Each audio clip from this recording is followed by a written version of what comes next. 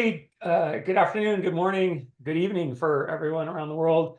My name is Jason Assir. I'm with EnergyGigs. We're here with Erin Hudson, who is our guest speaker for today.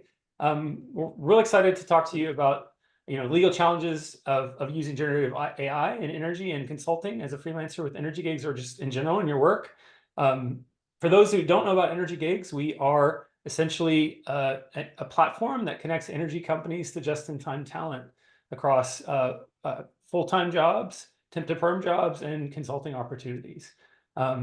So I guess without further ado, I'd like to introduce you to Erin. So Erin Hudson is a lawyer by trade, and she had worked in the energy space and oil and gas for a while, and she's actually done a lot of work with us in EnergyGigs over the last 2 years. Fantastic lawyer, fantastic person. Excited really to have this conversation today. I think how we started talking about why this came up as a topic is Erin was actually teaching a class at University of Texas where she's teaching, and it was about ethical use of AI in research, and we thought that would be a really interesting topic to discuss in the context of energy and her background. But before we dive right into it, at any point in time, y'all can ask questions via the chat. This is sort of a free-form conversation, and I'd really like, Erin, if you don't mind, share a little bit about your background, what led you into the energy sector, and led you to teaching this class on AI. Yeah, absolutely. Thanks, Jason. I'm excited to be here. Thanks for the opportunity to talk to you all today. Like Jason said, I have practiced law in the energy space for years. I largely practiced with exploration and production companies. We started doing litigation. I started doing litigation, all kinds of disputes in that space, and then internal conflicts of shareholders and investors in the energy space. And out of that, kind of switched over into more transactional work, which is more rewarding than fighting for a living. And so that's kind of my background in that. And I've decided to go back to school and get a PhD, which has led me to being able to teach an undergraduate writing class at the University of Texas. And yes. Hook 'em horns, yeah. And there's some resistance in academia to how professors should be incorporating AI. Should you be teaching your students AI? Should you not be teaching them? I personally, not a statement of University of Texas, I personally think it would be a disservice not to teach people how to use it, teach the students how to use it, and how to use it well, and how to use it ethically, because there's a lot of rules coming out from associations or companies or whoever about how to use it and what kind of disclosures you need to make. So I incorporated that in my writing class, which is kind of how we ended up here. So No, fantastic. So I guess when you think about your experience as a lawyer, and your experience in energy, how have those things sort of influenced your sort of views on ethics and the ethical use of AI? Yeah, I think it's really interesting. So the energy sector is constantly dealing with all kinds of questions about ethics, depending on what part of the energy sector you might be in. And so there's always an intersection of ethics whenever you're in the energy space, especially coming from a background in oil and gas. But you're seeing it. I have a good friend who's a architect for directional drilling, and it's largely, they're using a lot of AI just in the mechanics of drilling. And there's a lot of questions about we're building laterals longer than ever before. And, is this the way we need to be doing this from a systemic, environmental perspective? But also in the space of, a lot of people here, freelancing and working in the industry, understanding how what you're doing in the industry at a personal level is ethically aligned with, whether it's your individual values or the company's values or an association that you're a part of. A lot of associations, like engineers, a lot of the engineering associations have policies now about using generative AI, and just making sure that what you are doing is aligning with those guidelines and your responsibilities. I mean, I'm curious, in terms of your legal work that you still do, in the energy space, are you seeing more requests by companies saying, "Hey, we don't have an AI policy. We don't even know how to think about it." Like, It's a great question, yeah. and no, Oh, okay. Okay. but maybe we should be. Okay. No, Yeah. that's a really great question. But yeah, like especially like, you have people, any company's got employees working for it, and you want to know you hired a person to do a job Yeah. based on their skills and experience and often judgment. You're wanting them to exercise good judgment, and you don't want that completely outsourced to AI. It might be nice, beneficial if they are using AI in a way that enhances their ability, but I I think policies are a great idea, but a lot of companies, I haven't yet worked with that. I worked with a lot of smaller companies who were like trying to get the basics in place so that they Oh, could yeah. go out and do the thing. But I bet, the companies like Shell and the biggies probably have it already, and I bet we see a movement that direction. Yeah, makes sense. We don't have AI policies. We all use it within our energy gigs. Well, so I guess focusing in a little bit now on sort of independent operators, so consultants, freelancers, job seekers, maybe contractors. How would we define what an ethical use of AI or ChatGPT, for example, like what would be sort of the guidelines, the things that we should be thinking about if we're making sure we're not, breaking any laws? Obviously, that's the key part. But also just generally being ethical, like transparent. What sort of how to think of that? Like, I think transparency is a big key to using it in an ethical way. I also think about privacy quite a yeah. bit as well. But you mentioned transparency. If you're working with somebody, and you plan to use ChatGPT or generative AI or any other kind of AI for the deliverable itself, I think it's a really good idea to find out if your client has a policy. Mhm. Or if you're an engineer, for example, you may be part of a professional association that has a policy that you want to be familiar with, and you may even want to let your clients know that you abide by the guidelines of whatever the association is. You do use generative AI, but these are the guidelines that you go by. So you need to. I encourage transparency to that and understanding whether there could be some rules out there that would that you do need to abide by and or would help your client feel better about you using it. If you're like, hey, this association I'm a part of has rules and I follow them, a client who might be a little more skeptical about generative AI might appreciate knowing that there are some guardrails around what you're doing. Also think, even if it's not for your deliverable, there's a lot of really cool AI tools right now that, we could have my auditor in this meeting right now Yeah. taking notes and synthesizing those, right? Yeah. And there's all kinds of tools like that that help productivity on the back end. Yeah. For practicing law, it's probably not a good idea to record your client's conversation and have AI summarize that. Um, there's a privilege there, and I don't know that I have a reasonable expectation of privacy if somebody's coming in taking notes.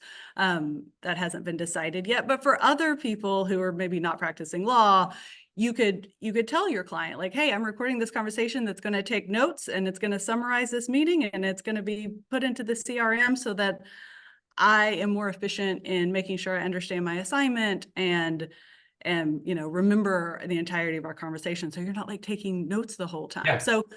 So even if you're using things that are not necessarily in the deliverable, clients may want to know that, hey, there's a bot that's recording this conversation.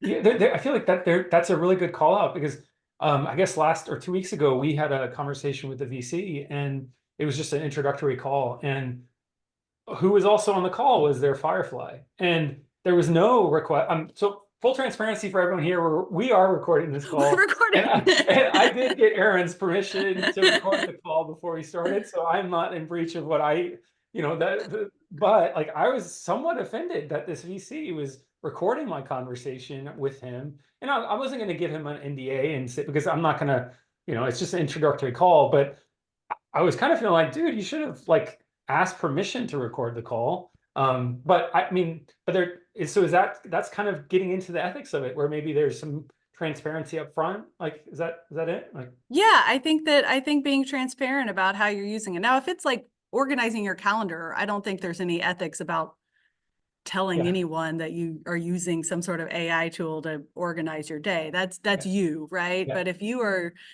actively using AI in a conversation, just like you would tell someone if you're recording the phone call, or, back in the day, the whole like you're on speakerphone and you have no idea who's in the room. yeah, I guess it still happens on Zoom calls, but that yeah, whole, I remember being in so many law offices where it's like, shush. I'm like, I think we should tell them I'm in the room. yeah, yeah. That seems like a bad idea. But that whole thing, it's you want to be transparent in that. Okay. Um, Another thing I think about is the privacy, right? Because if you are using generative AI, you don't want to copy and paste something your client gave you that probably is covered by an NDA or Yes. confidential information, and just drop all that, copy and paste into Chat GPT or Yeah. whatever your AI tool of choice is. Yeah. Because I think there's now an option where you can say you don't want it to be used for training purposes, but still you are dumping confidential information, just out on the web. And of course it's not just out on the web, but if it's being used for training purposes, we just don't know enough about it yet to know exactly where that's going. And you probably have a confidentiality agreement. There may be privacy policies. You're in California. You've got all kinds of privacy Yeah, issues. it's just all, who knows what, yeah. You're in California, you've got a lot of privacy concerns Yeah. there that you probably are are ethically bound by or legally bound by, and you need to be aware of that whenever you're using the client data. So even if you do want to use client information, before you dump it into ChatGPT, change the client name, change some key Mhm. facts, change some key information so that you're not sharing your client's confidential information. Okay, that's good. That's pretty handy, I feel like, in terms of ways to protect the confidentiality of your client while still benefiting from all the power of the AI tool. At this point, I guess if anyone has a question, please do ask it. I actually, moving into sort of the next phase, like let's say you are working with a client, and on EnergyGigs, for example, or just in general in consulting, there's a few different flavors of consulting agreements, right? Like you can have a time material agreement, which is just straight hourly work. You can have like a value-based pricing model where it's a fixed fee, maybe fixed fee with milestones. On EnergyGigs, we have fixed fee with milestones. And there could be other ways. There could be like retainer model and things like that. But like when you think about these three options, like if I'm doing an hourly project, can I bill for if it usually takes me 8 hours to create a comprehensive financial report or analysis on something, now it takes me only 2. Can I bill the full 8 hours? Like, is that? If you're hourly, no. I mean, I just don't think Yeah. and you probably like this answer because I do so much work for you. Um, Yeah. Yeah.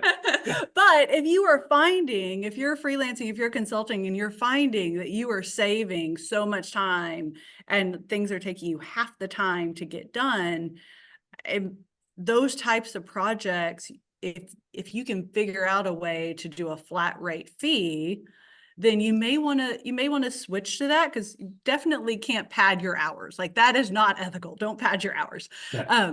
But if you have a flat rate fee, because your client is still getting the value, Yeah. right?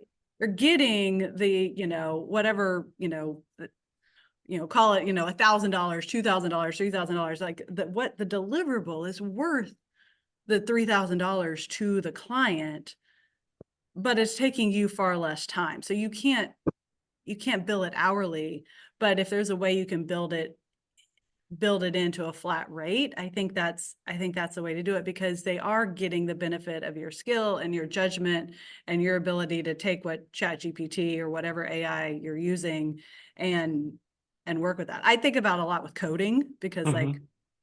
for the coders on the call, Yeah. like ChatGPT can, can make it so much more efficient and figure out the bugs. And so you spend far less time Googling and just see what ChatGPT does.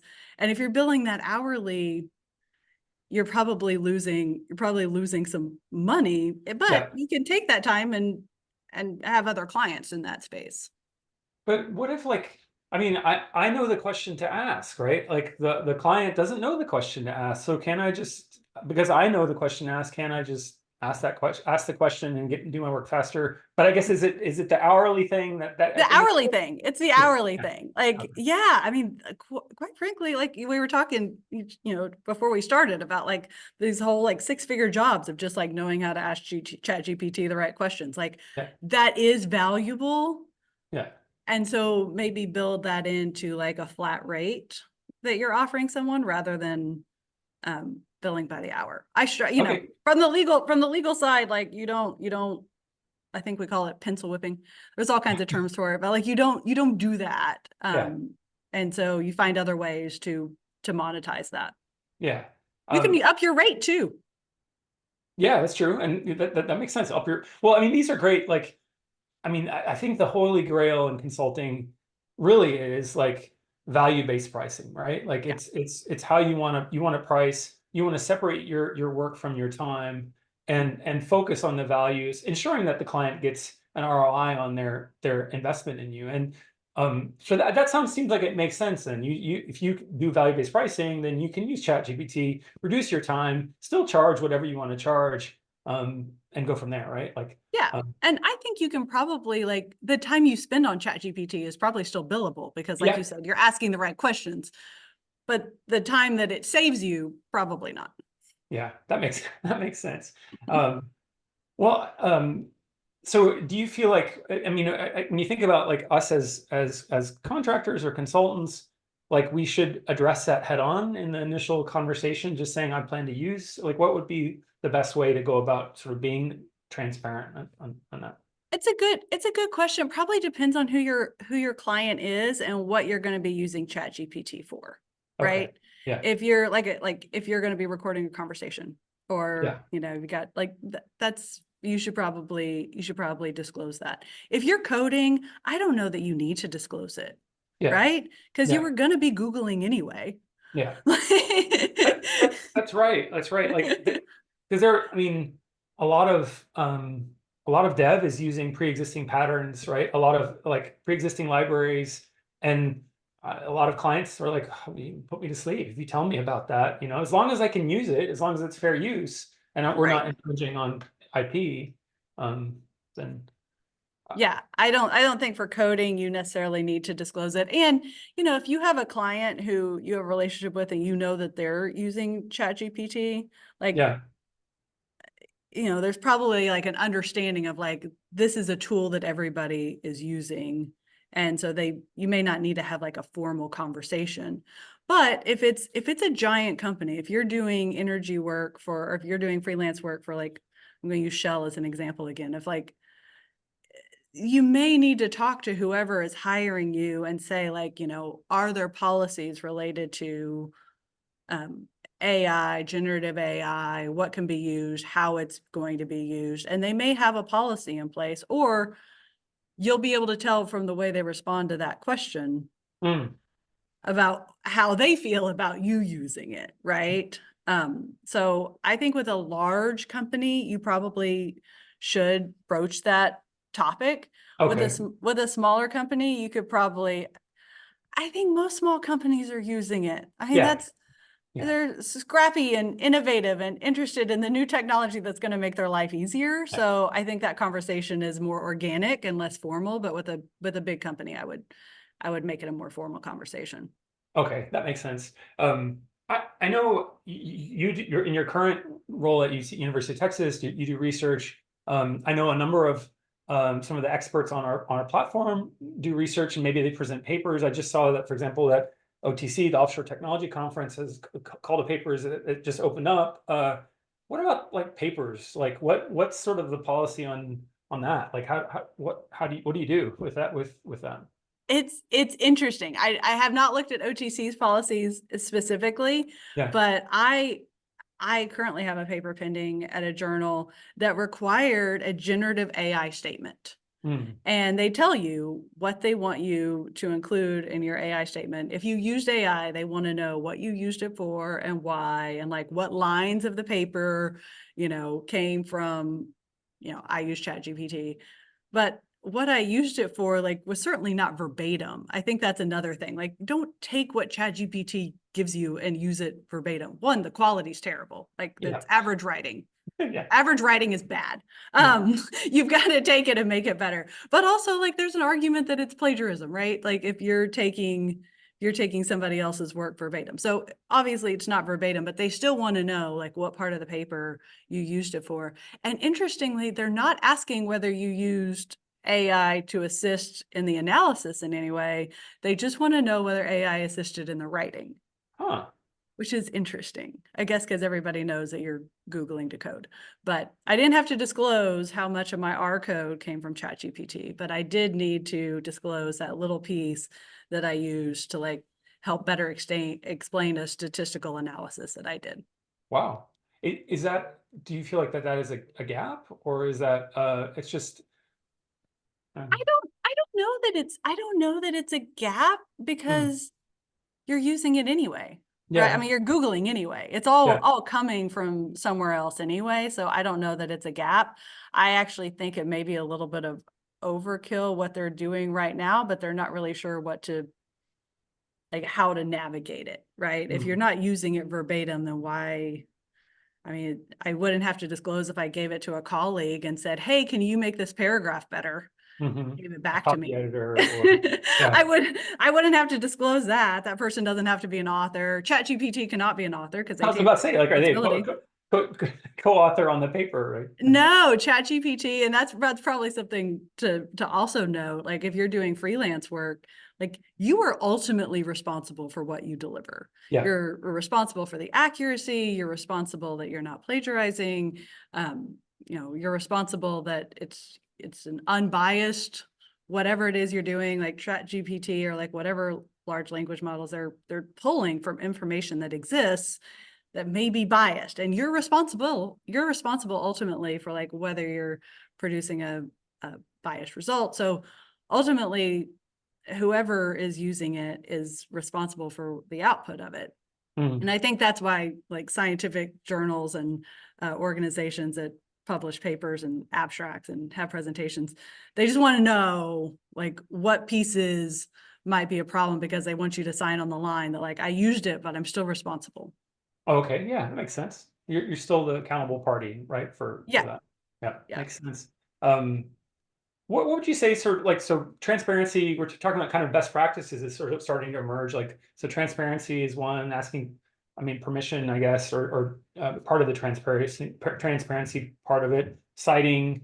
Um, what other sort of best practices should independent consultants maintain, like in terms of using the tools? Anything else beyond that? It seems like that's a big part of it, the transparency and. That's a big part of it. The transparency, the privacy concerns. I Mhm. think also, kind of like at a larger level, like these models may be biased. They're still hallucinating.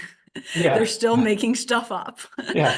and if the harder you push about you're making that up, the harder they may double down on that they're not making it up, which is a fun conversation to have. Yeah, Um, with a bot, right? with Like, a bot, yeah, like you're lying. No, I'm not. Like, what am I doing? Why am I arguing with a bot? yeah. Um, but like understanding that ultimately, ethically, legally, you are the one who's on the line. And so if it gives you something, you know, if you are working on something that could have some bias to it, making sure that you're checking that bias and not allowing ChatGPT to perpetuate biases and Mm, stereotypes. mhm. Um, and also fact checking, right? Like making sure that what you're saying is accurate and encompassing, because sometimes it's right but not complete. So like at the end of the day, we whoever's using ChatGPT, like we are we're hired for our expertise and our ability to make judgments about a situation. And so if you're taking only what it gives you, you may be leaving out some really important components, Yeah. which is ultimately what you're being paid for. Yeah. I also think it's interesting that like ChatGPT, I'm old enough that I had to learn how to spell. And I now no longer have to spell, right? We have spell check, I've got Grammarly, like we don't have to spell. Yeah. And so a lot of us have skills that if we're not using them and outsourcing it to ChatGPT, we may start losing it. So that's not really an ethical issue as much as it is like as these generative AI becomes more prevalent and some people may be thinking, oh my gosh, am I going to lose my job? Or, my practice, my skill set, you're not, as long as you're keeping that knife sharp, and you will continue to be somebody that people reach out to for your expertise and your judgment beyond what ChatGPT can do. But if you start relying on ChatGPT, then you may be like spelling. Yeah. And then you have to, like, if you ever have to write on a whiteboard in front of your client and your spelling is showing that, like, Right. I had to yeah, live code the other day and I'm like, yeah. Give me 2 hours. I'll get back to you on that. No, that makes sense. So it's almost like, in terms of maintaining your continuous education, right? Like in some ways. Well, that's great. I know we have about like 4 minutes left. So again, the questions are open here for if anyone has any questions. You know, so what is it called when someone says that they're billing 8 hours for work, but they're really only billing, they should only bill 2 hours? Is that misrepresent? What is that? like theft. Okay. Yeah. Okay. All right. I don't know. Okay. I come from a background where I have a fiduciary duty as a lawyer. A lawyer Yeah. has a fiduciary duty to their clients, right? Yeah. And so the way I was trained in keeping time was, really high ethical standards of, Yeah. that point one better be a real point one, and there's billable work and there's unbillable work. And I think generative AI is really helpful in like cutting down on the unbillable time, like the Yeah. organization, the admin stuff. But if you're billing for time while you're like, out playing in the park instead with your kids, Yeah. that doesn't fly. That's theft, right? So that's I good think to know. I mean, it kind of, that's theft. yeah. Which Okay. is why, like what you said, like the value-based billing is a really good way to go. And many people will probably start moving into that. I think clients like it better too. Everybody wants to know what they're going to end up paying for something. Yeah. So to the extent you can, I think that's the way to capture that time and still go to the park. Yeah. Okay. Well, that's good. I guess, and before you've actually had sort of or signed a contract with your clients or started a project on EnergyGigs, as an example, in the sales process, like, is there anything ethical that they need to be considered, that be thinking about, or it's fair game to use it anyway to win a project? I mean, other I than, think so. yeah. I Okay. think it's fair game to win a project with ChatGPT. I mean, assuming that, like you're not misrepresenting what you're going to be able to Yeah. do. Like, hey, ChatGPT, answer this proposal. And I think that actually could be a really good use for it if you've given ChatGPT enough information about your background and your qualifications to help you respond to a request for proposal. But like, I wouldn't give it your qualifications and pretend they're mine. Yeah, that's fair. That's fair. Yeah. Well, So yeah. yeah, Yeah, that makes sense. I mean, at the end of the day, you're still, I guess you could subcontract it to, I could subcontract it to you in theory if I did, but you're still at the end, going back to your point, you're still liable, or still accountable for the work, right? So, right. well, I know we kind of, I mean, this has been a great conversation, and I want to keep to our time. But Erin, like, anything else that maybe tips you can suggest to people in terms of using AI in their work in an ethical manner in the last remaining time that we have? Like, I actually would be interested in turning it to you as somebody who use contractors. yeah. Like, what would you expect from a consultant who you hire? Like, how much do you want to know about how much they use AI? And like, how would you want that conversation to go? That's a fair point. Fair point. So I think transparency is probably key. Like, I definitely, if you're going to record a conversation and you're a contractor with me, like, please tell me, right? Like, I would not appreciate having a recording of a conversation, especially after we signed an NDA. And I don't, I have no problem with recording and you using it for your own use, but like, yeah, I would want to know. So I think that's key. We have used it for proposals. Like we've been on some work. And there are three large consulting firms that two other large consulting firms that we were working against or bidding against. And we just felt like we were the third vendor in the procurement process. No chance in hell of getting hired. So I wasn't going to spend like 4 or 5 days putting together a proposal.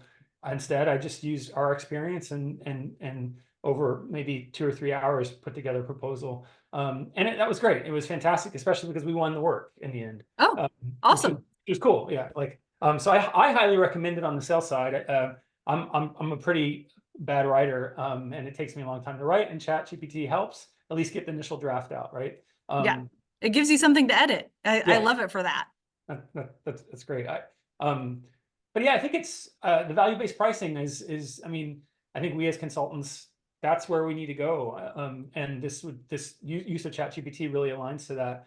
So for the consultants out there, start having those conversations now. Like, what's the value of the work that you're doing? Like, figure that out. If the client can't articulate what the value of the work is, then any price you give them might be too expensive, right? So start with that, and then I think from there you can use ChatGPT almost any way you want to, as long as you ask for permission, right? So yeah, and fact check.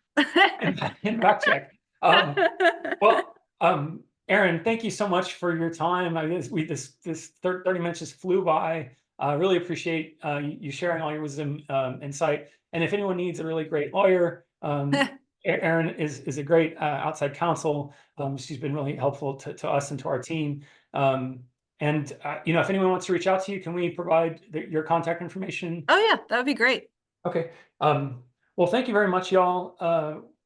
We will post the show notes soon. We're also going to post the video, recorded video on YouTube later today or sometime in the next week. And then stay tuned for the next webinar.